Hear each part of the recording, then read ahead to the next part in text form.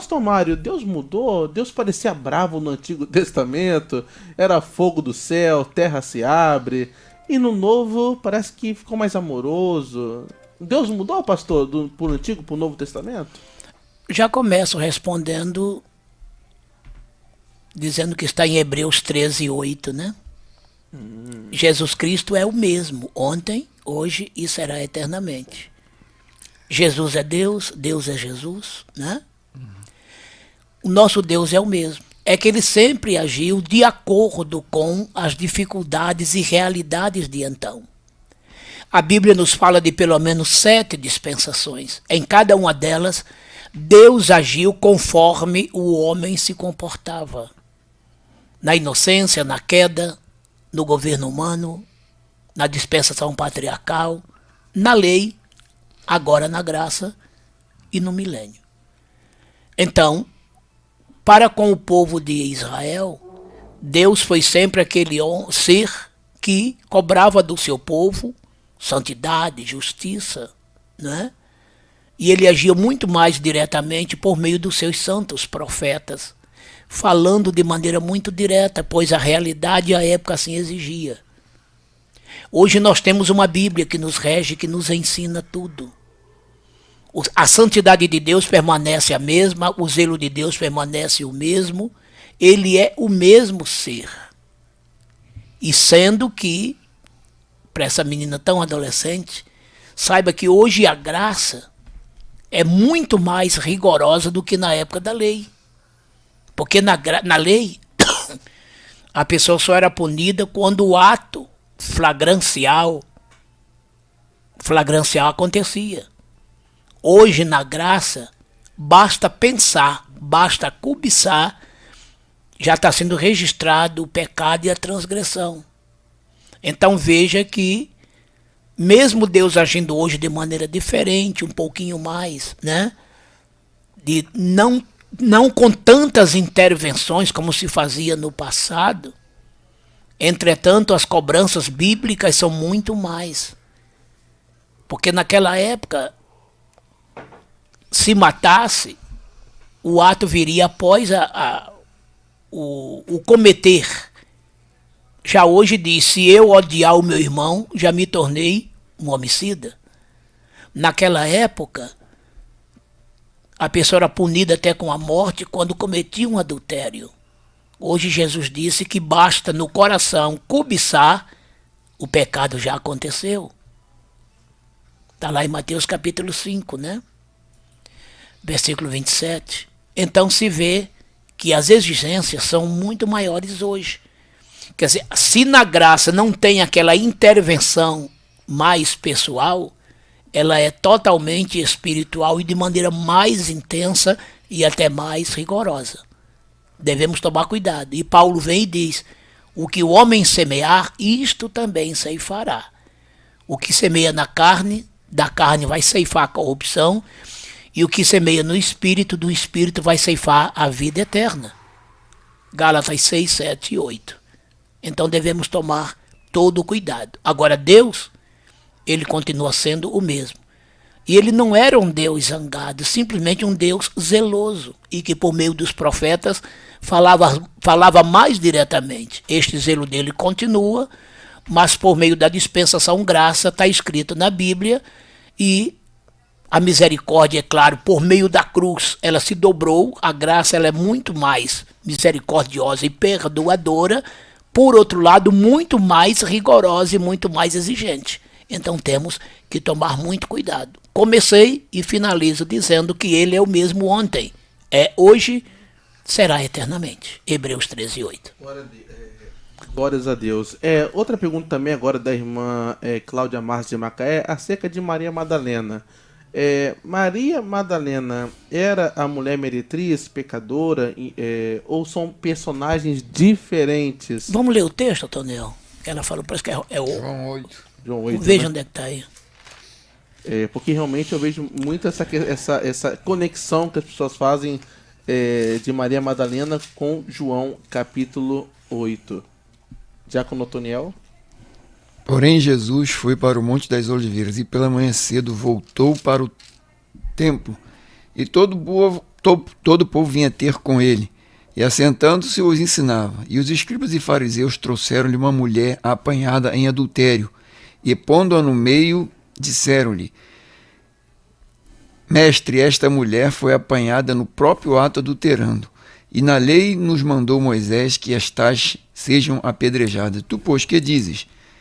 E diziam eles, tentando-o para com que tivessem de acusar. Mas Jesus, inclinando-se, escrevia com o dedo na terra. E como insistissem, perguntando-lhe, endireitou-se e disse-lhe: Aquele que dentre vós está sem pecado, seja o primeiro que atire pedras contra ela. E tornando a inclinar-se, escrevia na terra. E quando ouviram isto, saíram um, a começar pelos mais velhos até os últimos. E ficaram só Jesus e a mulher que estava no meio. E endireitando Jesus e não vendo ninguém, mais do que a mulher, disse-lhe: Mulher, onde estão os teus acusadores? Ninguém te condenou? E ela disse: Ninguém, Senhor. E disse-lhe Jesus: Nem eu te condeno. Vai e não peques mais. Está escrito Madalena aqui? Não. Tá. Então, uma das melhores coisas que se tem é aceitar a Bíblia como ela é, né? Não tem o nome dela aqui, por que dizer que é ela? Simples assim. Entretanto, você vê em outras partes, o Tonel pode procurar isso para nós, quando se fala de Maria Madalena, a Bíblia diz assim, que Maria Madalena é aquela mulher da qual Jesus expulsou 7 demônios. Não está escrito aqui. Então tudo leva a crer que não seja.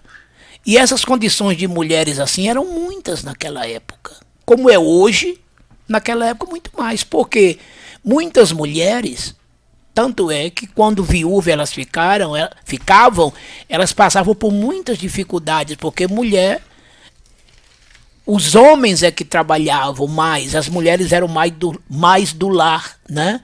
E por motivo de muitas guerras e muitas situações do tipo, era um número muito grande de viúvas existentes, maridos perdidos em guerra e tudo, e elas passavam por muitas e muitas dificuldades. Umas se tornavam escravas, outras procuravam na vida do lenocínio até uma vida para conseguir vencer, viver, né? Vendendo seus próprios corpos em vidas pecaminosas, né?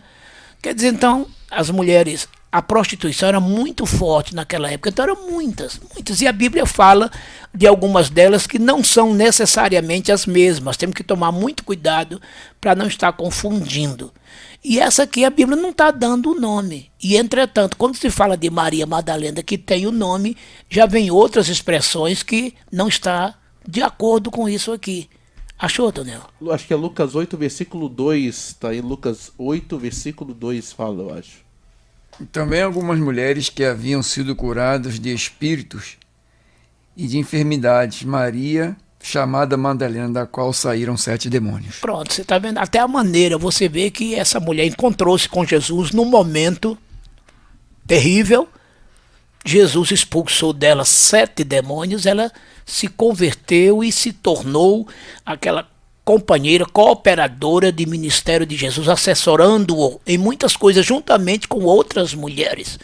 E esse texto aqui de João 8, não se diz mais nada a respeito. Ele só disse, vai, não peques mais. E se ela obedeceu, foi mais uma a ser convertida, mas não se pode afirmar absolutamente nada sobre isso, viu, irmã Cláudia? Então, o melhor é ficar com o texto. Ela como uma de muitas outras mulheres nessa situação que vieram aos pés do Senhor Jesus Cristo e tiveram suas vidas transformadas. Aleluia. Também conosco aqui a irmã Lisandra de Coronel Fabriciano, Minas Gerais, fez uma pergunta pra gente. Olá, pastores, professor Otoniel e demais irmãos, a paz do Senhor. O meu pai Aguiar pediu para que enviasse a seguinte dúvida. No final de Provérbios 2, nos versículos 21 e 22 está assim: os homens direitos de caráter viverão nesta nossa terra. Versículo 22, mas Deus varrerá dela os maus e arrancará os pecadores como se arrancam plantas do chão.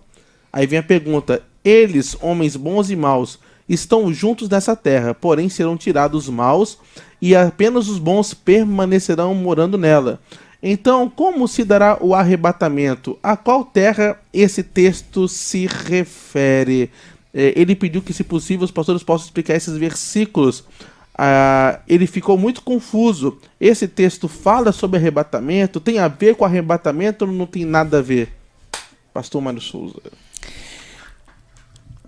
Em Salmos está escrito assim, né? Os mansos herdarão a terra, né? Uhum. Jesus também fala muito sobre isso. Gente, olha bem. Haverá uma restauração. Isso aí. Um dia.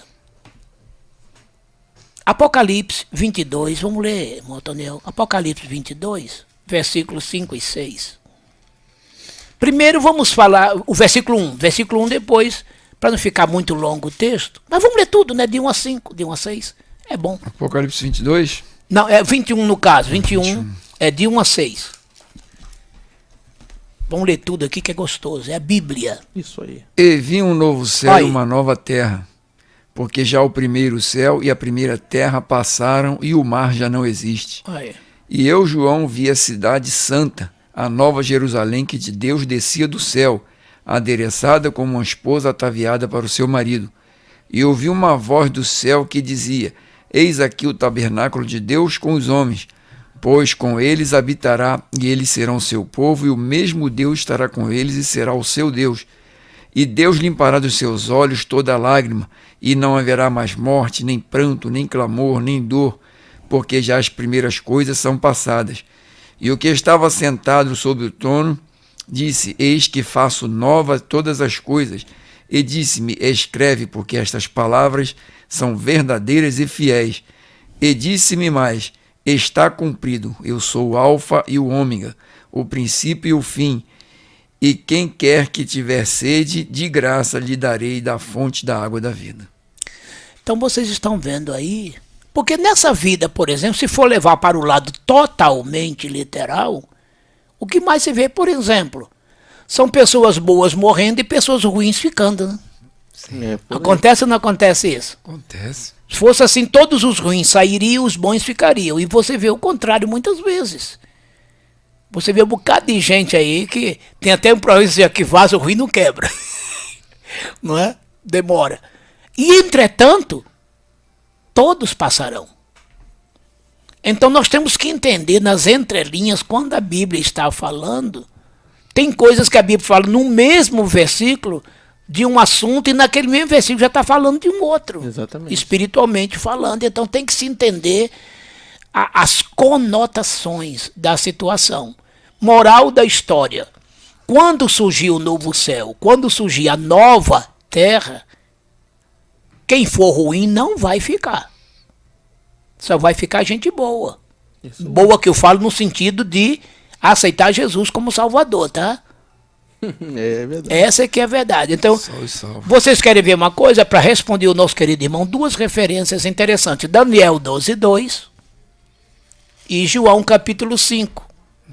Versículos, vamos ler dos versículos, pode ser até do 24 até o 29. Eu quero aqui lembrar os irmãos que estão conosco, se por acaso eu aqui não conseguiria a mensagem, for algo muito urgente para ler, pode reescrever a mensagem, não tem problema não, manda de novo, porque é tantos pedidos que vai subindo, que vai subindo, a gente acaba perdendo, e minha visão não é lá daquelas coisas mesmo com óculos, e as letrinhas pequenas aqui no YouTube. Então, por favor, se for um pedido urgente, um pedido de oração, pode reescrever, pode remandar, que nós vamos estar lendo, tá bom, igreja? Que, aliás, se for pedir de oração e tudo, é bom até ser escritos mais próximos já do momento da oração, isso, né? Para não... Exatamente. Daniel 12:2. É. E muitos dos que dormem no pó da terra ressuscitarão, uns para a vida eterna e outros para a vergonha e desprezo eterno. Aqui já está a resposta, tá vendo? Quem ressuscitar para a vida eterna em Cristo é para viver neste novo céu e nessa nova terra. E aqueles que ressuscitarem para a vergonha e o desprezo eterno serão aqueles que serão lançados no lago que arde com fogo e enxofre e não participarão dessas delícias que acontecerão. Veja aqui, João 5, vamos ler dos versículos 24 até o 29. Na verdade, vos digo, quem ouve a minha palavra e crê naquele que me enviou, tem a vida eterna, e não entrar em condenação, mas passou da morte para a vida. Em verdade vos digo que vem a hora, e que é, em que os mortos ouvirão a voz do Filho de Deus, e os que a ouvirem viverão. Porque, como um pai tem a vida em si mesmo, assim deu também ao Filho ter a vida em si mesmo. E deu-lhe o poder de exercer o juízo, porque é o Filho do homem. Não vos maravilheis disso, porque vem a hora em que todos os que estão nos sepulcros ouvirão a sua voz, e os que fizeram o bem sairão para a ressurreição da vida, e os que fizeram o mal para a ressurreição da condenação. Tá claro, não tá a resposta? Sim. Demais da conta. Quem vai morar, tá vendo os bons, é por isso que está dizendo, os bons ficarão, herdarão a terra.